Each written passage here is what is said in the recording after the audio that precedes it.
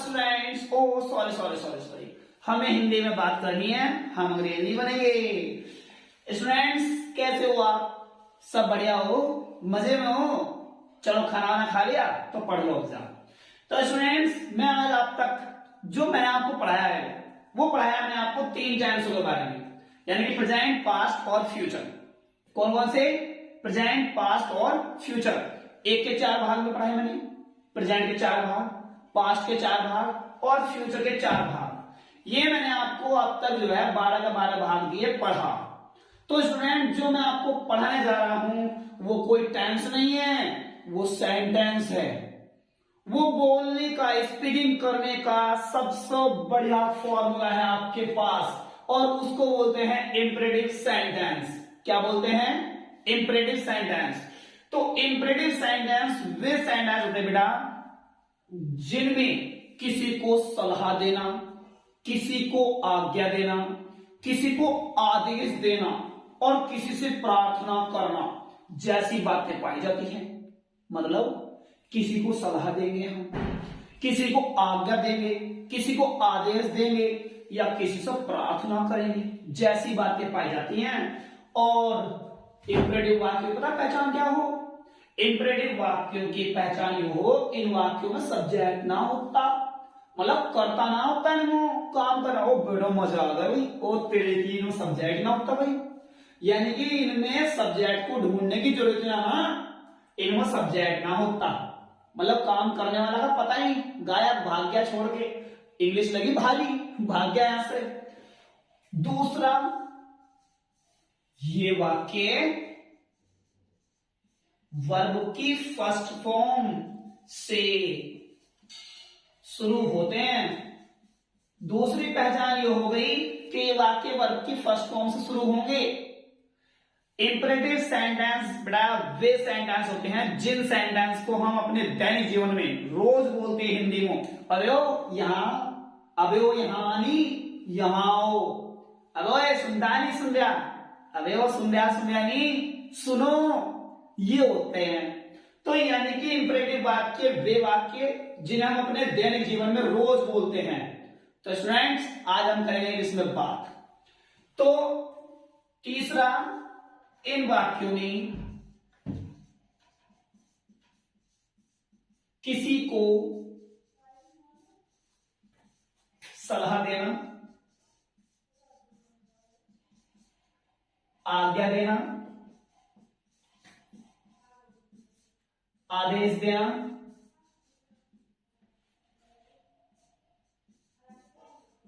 और बेटा आदेश देने के बाद इसमें किसी से प्रार्थना करना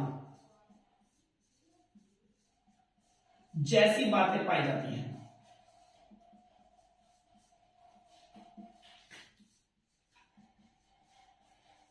यानी कि इंपरेटिव वाक्य वे वाक्य होते जिनमें हम किसी से प्रार्थना करते हैं, किसी को सलाह देते हैं, किसी को आज्ञा देते हैं या किसी को आदेश देते हैं, ऐसी बातें पाई जाती हैं। तो बेटा ऐसे वाक्य हम कैसे बनाएं, क्या करें ऐसे वाक्यों को? Very easy to make the sentence of imperative sentence, यानी कि इंपरेटिव वाक्यों को बनाना बहुत आसान है। कैसा सुन लो, इसका फॉर्मूला ये हो जाएगा, फॉर्मूला मतलब सूत्र, बताया जाएगा यार, बहुत तेज हो आप तो। फॉर्मूला मतलब सूत्र। पहले लेंगे वर्ब की फर्स्ट फॉर्म, क्या लेंगे?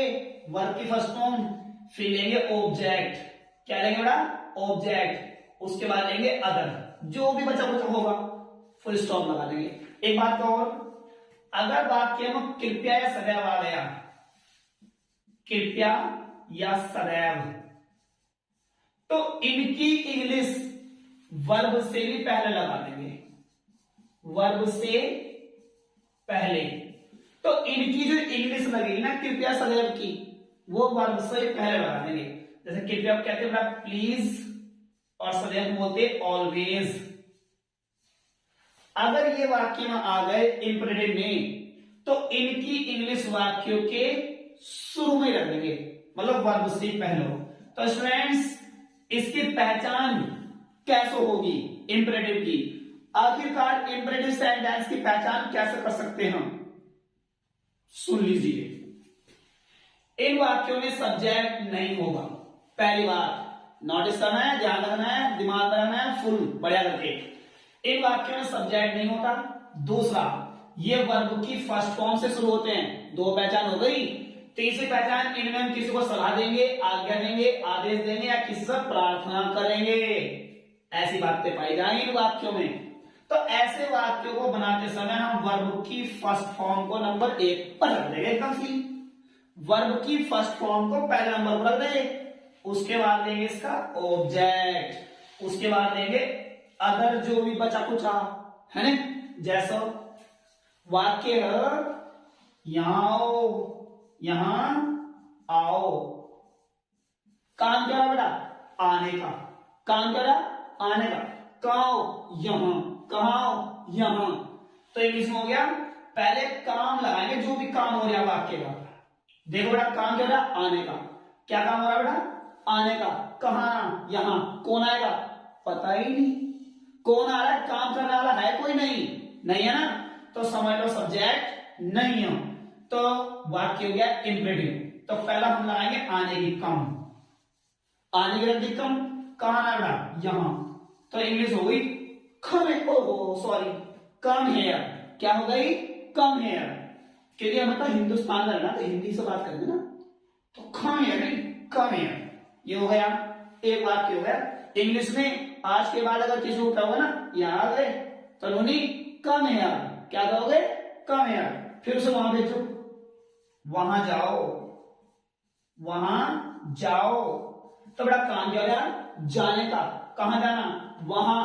कौन जा रहा? पता नहीं। काम करना लगा, पता ही नहीं कौन है, तो जाने लगा तो गो। क्या लगानी? गो। कहां जाना? वहां। देयर। ये बन गया वाक्य। ठीक है बेटा। इधर देखो, इधर देखो। इधर देखो जो बच्चा यहां जाए, यहां देखो, यहां देखो। कहां का बेटा? देखने का। कहां देखो? इधर, मतलब यहां। यहां देखो, यहां। तो कहां देखने का? सी। कहां देखना? इधर, यानी कि here. See here. See here. चला लुक हियर। लुक हियर, यहां देखो। ऐसी ये देखने लगा तो सी, और यहां बोलेंगे हियर। ऐसी देखने लगा तो लुक, और कहां देखना? यहां हेयर। तो वे वाक्य जो वर्ब से शुरू होते हैं वे वाक्य कहलाते हैं इंपेरेटिव सेंटेंस। ये वे सेंटेंस हो जो आप अपने रोज रोज रोज रोज बोलते हो। तो इंपेरेटिव सेंटेंस वे सेंटेंस जिन्हें आप अपने दैनिक जीवन में रोज यूज करते हो बोलने के लिए। जैसे ये बड़ा 1 2 3 3 वाक्य सीख गए। यहां क्या बोलेंगे? Come here. वहां जाओ क्या बोलेंगे? Go there. यहां देखो या इधर देखो, लुक हियर, यहां देखो। जैसे नेक्स्ट है, ये 1 2 3 हो गए, 4 और समझो बेटा। उसे बुलाओ, उसे बुलाओ, उसे बुलाओ। कहते नहीं रहे हो, उसे बुलाइए, ओ उसे बुला, है ना। तो मतलब है उसे बुलाओ। कहां गया बेटा? बुलाने। किसे बुलाना? उसे। तो कहां गया? बुलाने का, नहीं कॉल। किसे बुलाना बेटा? उसे। एक है ना, तो him. Call him, call him. और समझो एग्जाम्पल है, बैठ जाओ, बैठ जाओ। कहां गया? जाने का? No no no no no, बैठ जाओ। कंप्लीट एक वर्ड है, बैठ जाओ। तो सिट डाउन, सिट डाउन। ऐसे होते हैं इंपेरेटिव वाक्य। बोलते हो ना हिंदी में बैठ जाओ, अरे हिंदी को मारो बोली, इंग्लिश में कहियो बैठ जाओ। क्या? Sit down. क्या कहोगे? Sit down. जैसे नेक्स्ट, गरीबों की सहायता करो, गरीबों की सहायता करो, गरीबों की सहायता करो।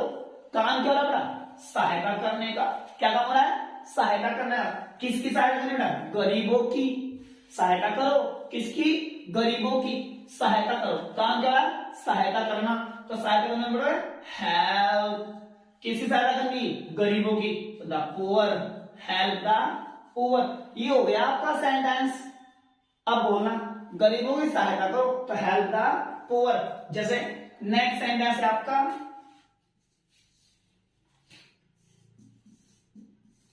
चपरासी को बुलाओ, चपरासी को बुलाओ। काम क्या रहा? बुलाने का। किसको बुलाना है? चपरासी को। तो पहला काम क्या? बुलाने का। बुलाने का call the peon, call the peon. ये हो गया बड़ा इंपरेटिव सेंटेंस। जैसे एग्जांपल है आपका, और समझें, कृपया कृपया अपने बड़ों का सम्मान करो, कृपया अपने बड़ों का सम्मान करो। तो बड़ा काम क्या रहा वाक्य में? सम्मान करने का। किसका सम्मान करना? अपने बड़ों का। और ये बैठा देखो कृपया, कृपया सदैव अगर वाक्य के बीच में या शुरू में आता है तो इनकी इंग्लिश वर्ब से भी पहले रख देंगे। तो कृपया की इंग्लिश लगभग पहले शुरू में ही प्लीज, PLEASE, प्लीज माने हो गया कृपया, प्लीज माने हो गया बड़ा कृपया, यानी कि इससे भी पहले रख देंगे, इससे पहले वर्ब से। अगर वाक्य में कृपया सदैव आता तो इसकी इंग्लिश वर्ब से भी पहले रख देंगे। ठीक है? प्लीज आ गया। क्या रखें इसकी? वर्ब। काम क्या है? सम्मान करना।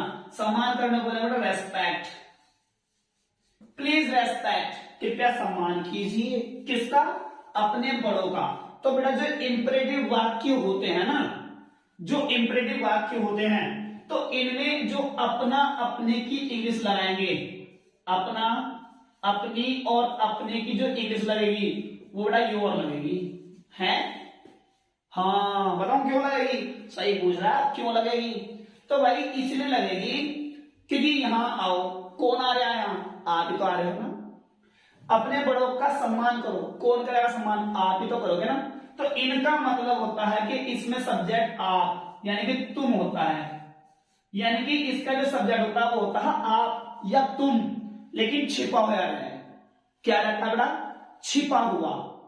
तो छिपे हुए, क्योंकि भाई मैं जैसा हमें पढ़ाओ, हमें पढ़ाओ, तो कौन पढ़ाएंगे?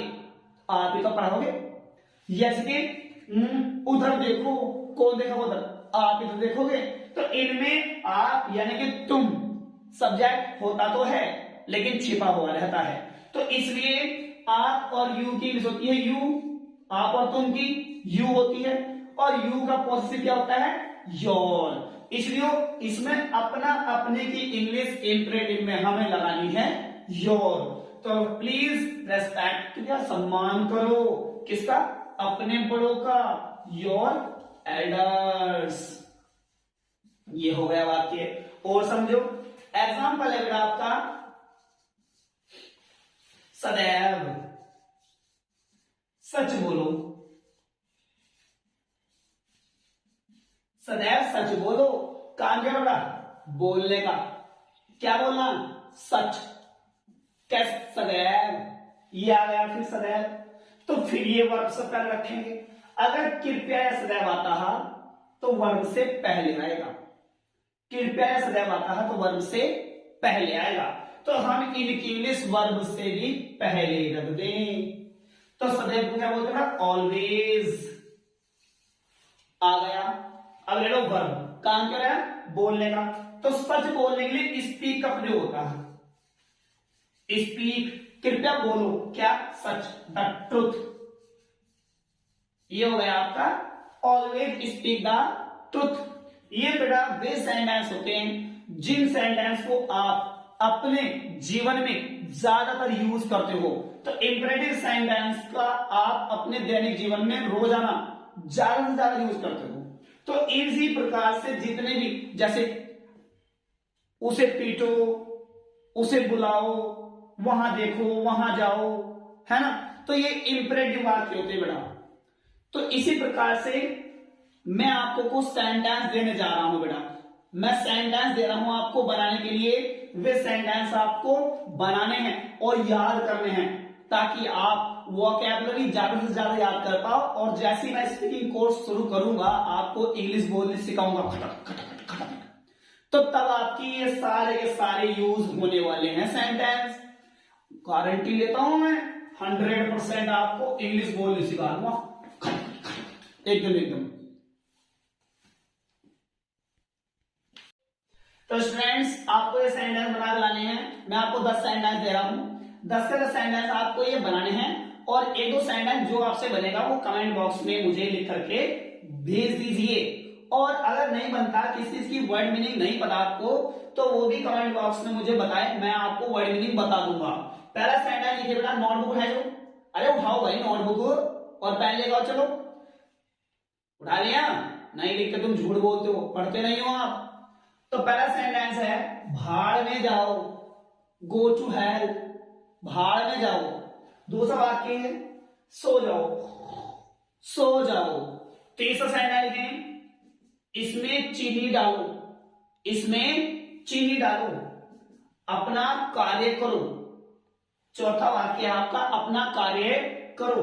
पांचवा है जल्दी करो, जल्दी करो। छठा वाक्य बेटा आपका पार्क में जाओ, पार्क में जाओ। सातवां है कृपया मुझे बताओ, कृपया मुझे बताओ।